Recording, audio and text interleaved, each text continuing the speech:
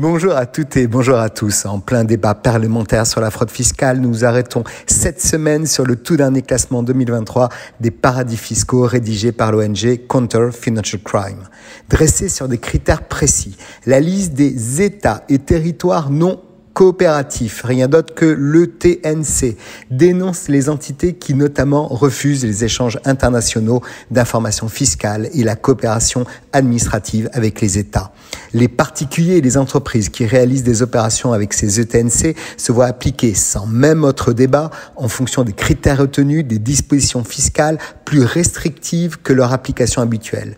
Aucun pays figurant dans la liste de l'an dernier n'a été retiré. Si vous ne savez pas où passer vos prochaines vacances fiscales, sont donc conservées Anguilla, les Samoa américaines, les Fidji, Guam, le Samoa, Trinité et Tobago, les îles Vierges britanniques et les îles Vierges américaines, le Vanuatu, le Panama, les Seychelles et les Palaos. En revanche, 2 pays font leur entrée, à savoir les Bahamas ainsi que les îles Turcos et Caïcos, tout un programme. Au total, la liste compte donc 14 pays pour 2023.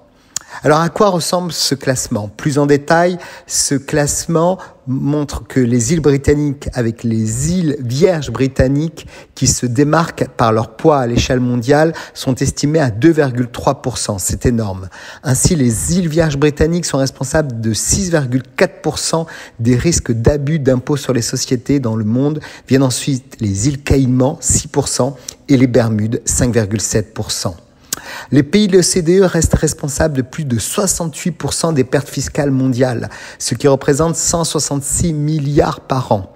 Les Pays-Bas, 4e paradis fiscal au monde, avec des taux d'imposition très bas sur certaines activités et qui invitent les entreprises à créer leur siège social dans les pays sans nécessairement y avoir d'activité. On cite notamment les îles Curaçao. Sans surprise, le classement du réseau place la Suisse et le Luxembourg respectivement 5e et 6e rang mondial. Toutefois, la Suisse n'est plus aussi sollicitée pour contourner l'impôt sur les sociétés.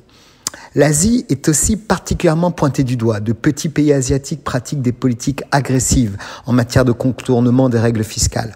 Hong Kong atteint la 7e place du classement et la première des pays hors OCDE. Mais si on étend un peu plus les critères, on peut aussi distinguer des pays comme le Japon et les USA avec le célèbre État Delaware où l'impôt, quels que soient les millions de dollars au niveau des bénéfices, n'est que de $350, ça fait rêver, ou encore les Émirats Arabes Unis où il ne règne aucun impôt sur le revenu, ni impôt sur les sociétés et où la quasi-totalité des pays du monde acceptent d'envoyer leurs dividendes avec 0 retenue à la source.